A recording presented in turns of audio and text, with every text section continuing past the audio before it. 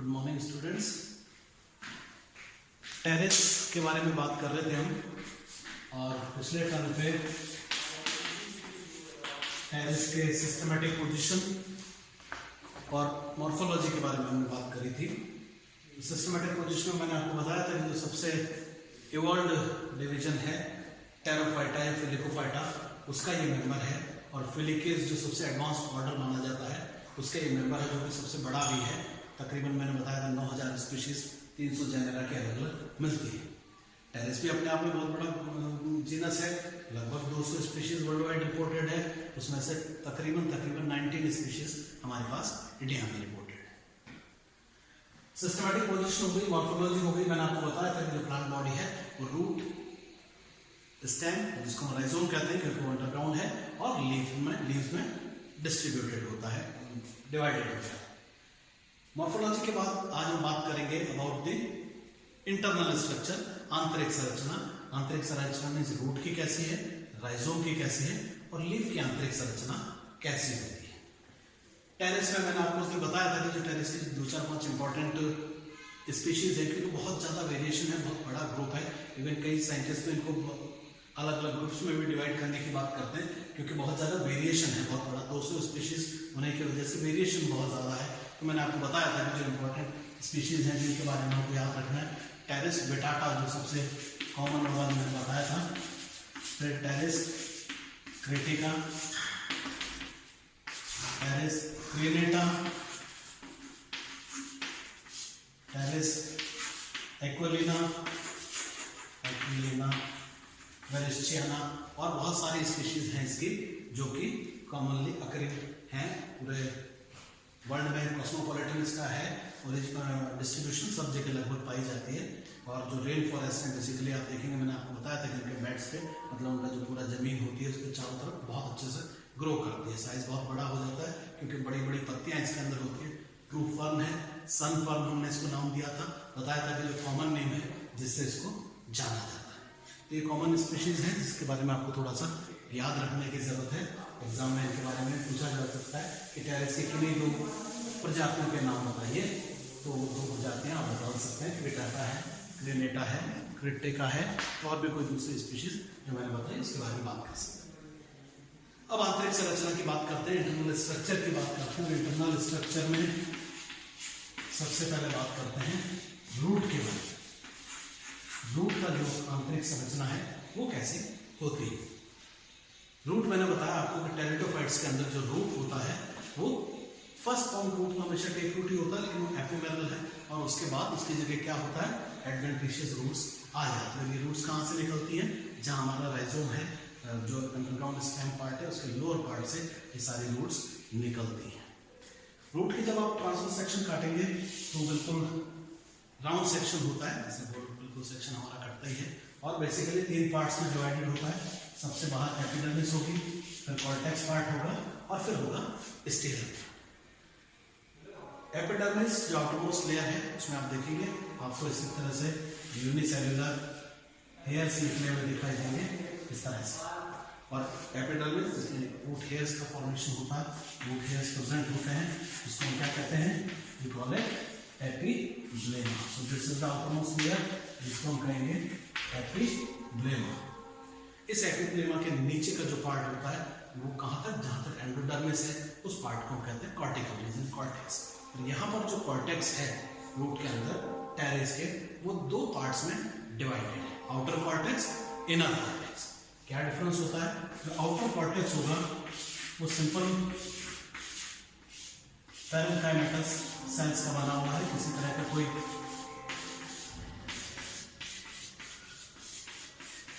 Intercellular space present नहीं होता है, सिंपल पैरेन्काइमेटस सेल्स हैं, और उनका जो बना हुआ है ये कहलाता है आउटर कॉर्टेक्स। इनर कॉर्टेक्स जो होगा वो थिक स्क्लेरेन्काइमेटस सेल्स का बना हुआ है। प्लांट को, इसको रूट को मैकेनिकल सपोर्ट देने के लिए आप देखेंगे आपको यहाँ पर थिक वॉल्ड स्क्लेरेन्काइमेटस सेल्स दिखाई देंगे इस तरह से। तो जो इनर कॉर्टेक्स है हमारा, जिसको हम इनर कॉर्टेक्स कहेंगे, ये इनर कॉर्टेक्स जो है किन सेल्स का बना हुआ है, स्क्लेरेंकाइमा सेल्स। तो दिस इज स्क्लेरेंकाइमेटस कॉर्टेक्स या इनर कॉर्टेक्स, और इसको हम कहेंगे आउटर कॉर्टेक्स या parenchymatous cortex. Simple parenchyma sales का बना हुआ हो। इसके नीचे यहां पर होता है एंडोडर्मिस, आप जानते हैं elongated सेल्स हैं, यूजुअली elongated सेल्स होंगी जिनके अंदर कैस्केडियन थिकनिंग हमको दिखाई देगी।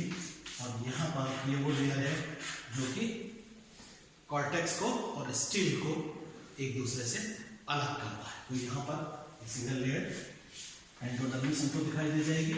This is endodermis.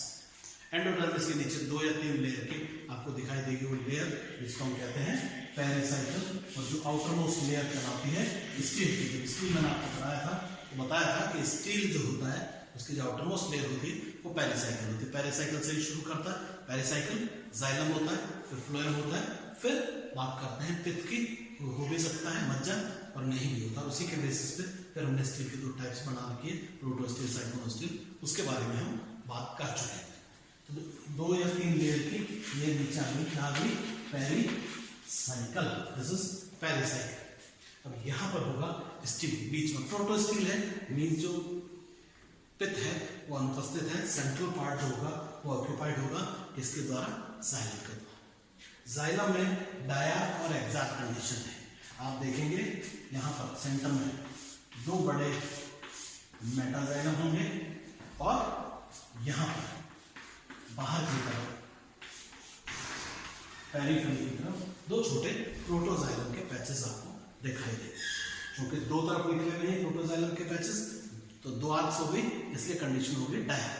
और कंडीशन है एक्सार्क। एक्सार्क वो कंडीशन होती है, आप जानते हैं, जब क्या होता है प्रोटोजाइलम पेरिफेरी की तरफ होता है और मेटाजाइलम सेंटर में होता है। तो मेटाजाइलम सेंटर में है, पेरिफेरी की तरफ बाहर प्रोटोजाइलम है, तो एक्सार्क होता है। उल्टा होता तो डार्क हो जाता।